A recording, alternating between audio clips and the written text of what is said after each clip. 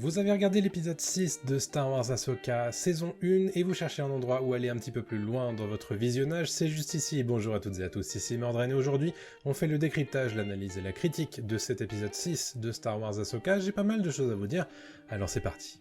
Commençons évidemment par parler d'Ahsoka, qui n'apparaît que quelques minutes au tout début de cet épisode 6. Avant l'écran titre, on peut découvrir une conversation entre Ahsoka et Huyang. Elle y évoque le choix de Sabine de suivre Baylan Skoll plutôt que de détruire la carte qui mène à Peridea. C'est dans cette conversation que les doutes d'Ahsoka s'expriment à nouveau. Elle répète que Sabine aurait pu mettre un terme définitif à la menace que fait peser Thrawn sur la galaxie, mais elle a fait un choix égoïste en décidant de garder l'espoir de retrouver Ezra. A noter qu'Ahsoka annonce que c'est le destin qui a mené Sabine à faire ce choix, et que si elle avait eu plus de temps pour se préparer à faire l'autre choix, elle aurait peut-être pu lui donner satisfaction. En tout état de cause, Sabine a fait le choix de l'attachement personnel plutôt que celui de la rationalité, et on se souvient bien que c'était une des grandes leçons qu'a tenté d'inculquer Obi-Wan à Anakin, à l'époque où il était son padawan. Les Jedi ne doivent pas s'attacher à d'autres êtres vivants car cela mène aux émotions les plus fortes, et potentiellement au côté obscur, et on sait ce qui est arrivé à Anakin, notamment en raison de sa relation avec Padmé.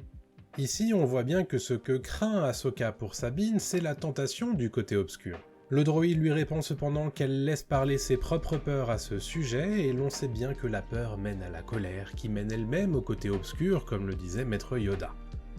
A nouveau, Huyang s'impose comme la voix de la sagesse dans cette série, et il réussira peut-être à faire en sorte qu'Ahsoka et Sabine se retrouvent et s'accordent enfin. Dans cette conversation entre le droïde et Ahsoka, j'ai aussi glané ce qui me semble être une référence demi-cachée. Huyang parle en effet des 3 volumes de l'histoire tels qu'il l'enseignait lorsqu'il faisait partie de l'ordre Jedi, et Ahsoka affirme que le premier volume est le meilleur. Alors je ne sais pas si c'était conçu de la sorte, mais ça pourrait tout à fait être un reflet du consensus global qui considère que la première trilogie Star Wars, à savoir la trilogie originelle, est la meilleure des 3 trilogies de la saga. C'est sans doute un peu tiré par les cheveux, je vous l'accorde, mais j'ai trouvé que cette lecture fonctionnait plutôt pas trop mal. C'est le moment pour moi de vous rappeler que si vous appréciez ce genre de vidéo, ça fait toujours super plaisir et ça aide ce genre de vidéo à continuer, d'avoir un like, un commentaire et un abonnement si vous n'êtes pas encore abonné, tout ça c'est gratuit, tout comme me suivre sur les différents réseaux sociaux, les liens sont dans la description. Vous pourrez y retrouver aussi mon podcast Pop News, qui est un podcast hebdomadaire sur l'actualité de la pop culture, et enfin, si vous voulez aller un petit peu plus loin dans votre soutien, vous pouvez me donner quelques deniers sur ma page KissKissBankBank, merci d'ailleurs à tous mes soutiens. Allez, c'est parti pour le reste de la vidéo. Cet épisode 6 marque aussi le retour de Sabine à l'écran qui est littéralement dans la gueule du loup. Morgan Elsbeth, Shin et Baylan arrivent sur Peridea, une planète qu'on nous explique être l'ancien berceau des ancêtres des sorcières de Dathomir, les Dathmiri. On peut d'ailleurs voir des énormes statues qui font effectivement penser aux sorcières de Dathomir. On en voit d'ailleurs 3, les grandes matriarches, qui sont tout en haut de la hiérarchie de ce peuple.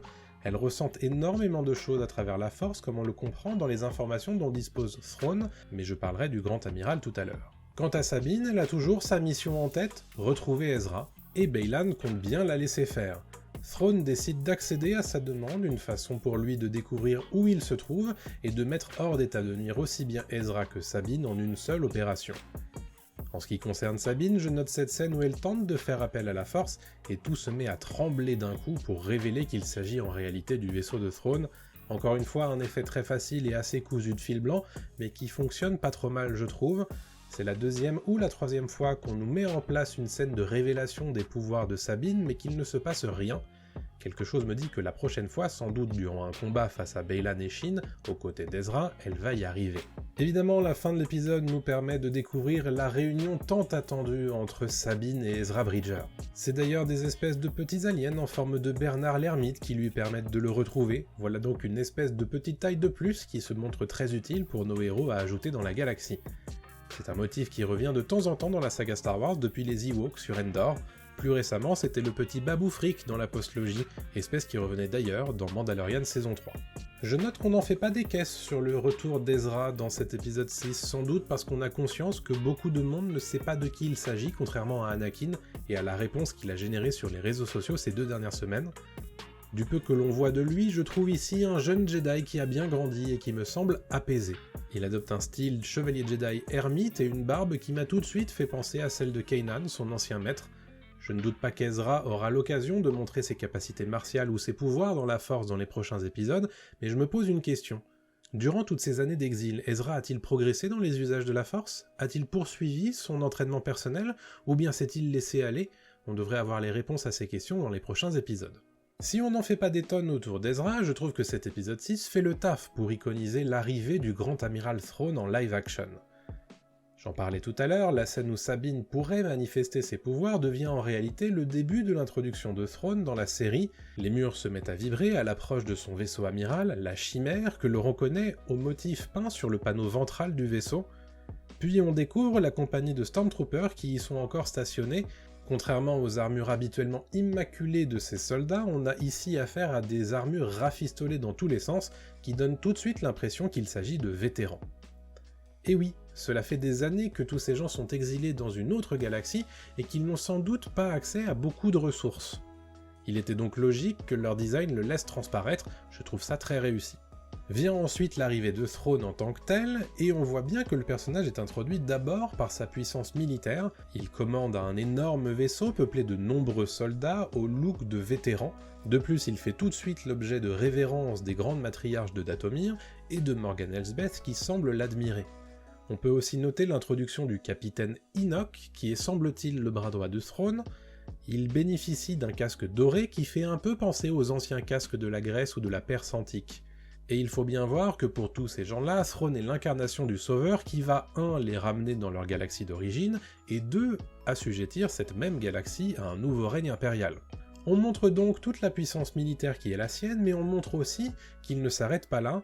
Il est aussi puissant par les informations qu'il détient et son expérience stratégique qui le rendent particulièrement dangereux. Il n'y a pas de ressentiment personnel chez lui, tout ce qui peut lui être utile à un instant T sera utilisé. C'est ce qu'il fait avec Sabine justement, il sait qu'elle est la plus à même de le mener jusqu'à Ezra, donc il la laisse partir et il envoie Baylan et Shin à ses trousses. Car si Ezra a pu l'empêcher de mener à bien son plan la dernière fois, il pourrait tout à fait l'en empêcher à nouveau. De même, il semble être au courant de qui est Ahsoka et du danger qu'elle représente pour son plan, il ne veut donc rien laisser au hasard et à la fin de l'épisode, en appel aux grandes matriarches de Dathomir, il leur dit qu'il aura besoin à nouveau de leur magie obscure. Cela veut donc dire qu'il en avait déjà eu besoin, mais pour quelle raison? Les sorcières de Dathomir l'ont-elles aidé à maintenir sa puissance dans cette nouvelle galaxie? Réponse peut-être plus tard dans la suite de la série. Enfin, je voulais toucher 2 mots sur Baylan Skoll qui se révèle un peu plus dans cet épisode 6. Il explique à Shin quelles sont ses motivations, déjà il évoque le fait que l'incendie du Temple Jedi et l'Ordre 66 l'ont profondément marqué, il affirme que rétrospectivement, tout ceci semblait inévitable. C'est un mot qu'il affectionne particulièrement d'ailleurs, puisqu'il a l'air de croire que tout conflit armé semble inévitable. Il explique à son apprenti que la galaxie semble s'inscrire dans un cycle de destruction puis de renaissance qui semble infini, et son objectif personnel, justement, est de briser ce cycle. Il espère trouver le moyen de revenir au début grâce à ce qui pourrait se trouver sur Peridea. Voilà en tout cas un personnage d'antagoniste qui est vraiment intéressant et comme toujours, j'ai hâte de voir la suite en ce qui le concerne. A noter que Baylan semble vouloir s'allier aux nomades qui ont attaqué Sabine au milieu de l'épisode. Ces nomades portent d'ailleurs des armures tout à fait similaires aux armures de Ronin ou de samouraï des films d'époque japonais. On le sait désormais, le département du design de la saga Star Wars doit beaucoup au cinéma japonais, en voici encore une fois la preuve. Comme d'habitude, je vais terminer cette vidéo avec mon avis personnel sur cet épisode 6 de Star Wars Ahsoka. Après le feu d'artifice de fanservice de l'épisode 5, je m'attendais à ce que l'épisode 6 soit plutôt en retrait. Évidemment c'est le cas parce que c'est difficile de faire mieux ou aussi bien qu'un épisode avec Anakin, mais je trouve que l'épisode se tient bien malgré tout. Il introduit enfin le personnage de Thrawn en live action, j'ai bien aimé sa présentation, tout en puissance militaire et en puissance stratégique. En revanche, j'ai toujours beaucoup de mal avec les aliens humanoïdes qui sont juste des acteurs qu'on a maquillés d'une autre couleur. C'est le cas avec Hera, c'est aussi le cas avec Thrawn, mais une fois que je suis passé au-delà de ça, j'ai trouvé ça très cool. Le design des Stormtroopers, l'arrivée de la Chimère, je trouve que c'est réussi. Petit bémol sur la photographie marronâtre de la planète Peridea, vous savez que j'aime bien quand il y a un petit peu plus de couleurs. Quoi qu'il en soit, c'était bien sûr un nouvel épisode nécessaire pour introduire les obstacles du final de la saison, il est donc logique qu'il soit un petit peu moins rythmé, je m'attends cependant à ce que la fin soit assez cool d'un point de vue action et enjeu. Baylan Skoll est toujours aussi fascinant, l'introduction d'Ezra est assez timide tout de même, j'en attends plus le concernant, mais je pense qu'il aura fort à faire dans les 2 derniers épisodes. En tout cas, tous les ingrédients sont présents pour le final à mon goût, il manque juste à rajouter Ahsoka dans le mix et on aura de quoi faire une bien belle mayonnaise qui, je l'espère, va prendre jusqu'au bout. Voilà, c'est ce que je voulais vous dire sur cet épisode 6 de Star Wars Ahsoka. Qu'avez-vous pensé de cette vidéo? Qu'avez-vous pensé de cet épisode? Donnez-moi votre habituelle note entre 1 et 5 sur cet épisode, je veux savoir évidemment ce que vous en avez pensé. Merci à tous ceux qui sont là et qui laissent le like, qui laissent le commentaire, qui laissent l'abonnement, ça fait toujours super plaisir. Allez voir les réseaux sociaux dans la description, mon podcast et évidemment ma page KissKissBankBank. Je vous donne rendez-vous très prochainement pour une nouvelle épisode, sans doute sur l'épisode 7 de Star Wars Ahsoka. D'ici là, portez-vous bien et puis à très bientôt tout le monde. Salut à tous.